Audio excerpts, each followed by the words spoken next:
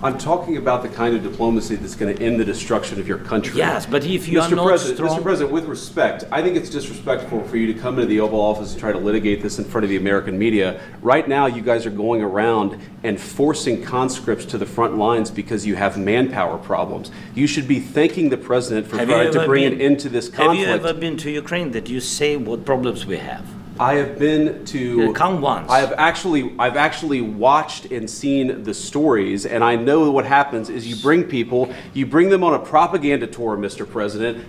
Do you disagree that you've had problems bringing people into your military? We have problems. And do you think that it's respectful to come to the Oval Office of the United States of America and attack the administration that is trying to prevent the destruction of your country? A lot of questions. Let's start from the beginning. Sure. First of all, during the war, everybody has problems, even you, but you have nice ocean and don't feel now, but you will feel it in the future.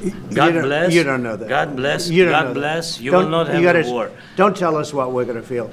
We're trying to solve a problem. Don't tell us what we're going to feel. I'm not telling you. Because you're in no position to dictate that. Remember this. I'm not dictating. You're in no position to dictate what we're going to feel.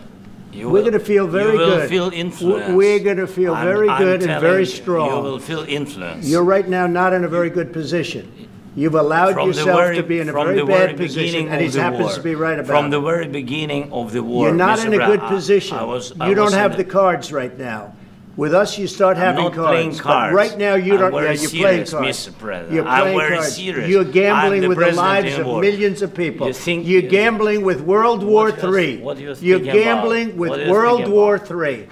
And what you're doing is very disrespectful to the country, this country. That's back to you. Far more than a lot of people said they should have. Have you said thank you once? A lot of times. No, in this entire meeting, you said thank you. Even today. You went to Pennsylvania and campaigned for the opposition in October. Offer some words of appreciation for the United States of America and the President who's trying to save your country.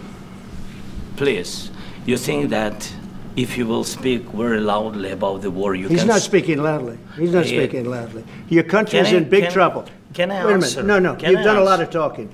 Your country is in big trouble. I know. You're not winning. I know. You're not winning this. You have a damn good chance of coming out okay because of us. Mr. President, we are staying in our country, staying strong from the very beginning of the war. We've been alone, and we are thankful. I said thanks you haven't in been this alone. cabinet, you and not only in this cabinet. We gave you, through this stupid president, $350 billion.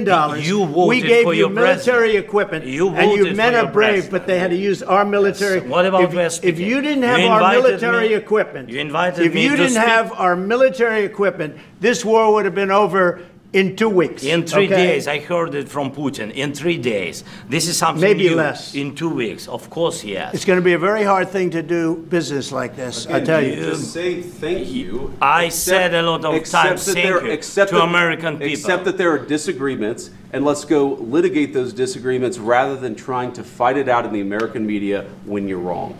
We know that you're wrong. But you see, I think it's good for the American people to see what's going on over here. I think it's very important. That's why I kept this going so long. You have to be thankful. You don't have the cards. Thankful. You're buried there. Your people are dying. You're running low on soldiers. Listen, you're running low on soldiers. It would be a damn good thing. And then you tell us, I don't want a ceasefire. I don't want a ceasefire. I want to go and I want this. Look. If you could get a ceasefire right now, I tell you, you take it so the bullets stop flying and your men stop getting killed. Of course, we want to stop the war. But you're saying you don't want a ceasefire. But I said to you, I want a ceasefire with guarantees. Because you'll get a ceasefire faster than an agreement. Ask our people about ceasefire, what they think. That wasn't with me. For you what, that wasn't with me.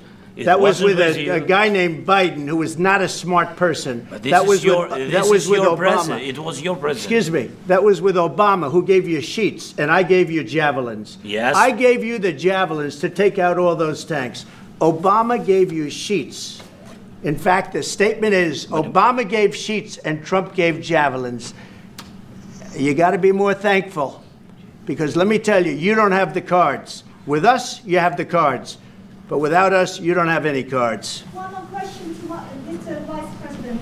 I'm sorry. It's going to be a tough deal to make because the attitudes have to change. What if Russia breaks ceasefire? What if Russia breaks Download Tribunnews sekarang. Menghadirkan lokal menjadi Indonesia.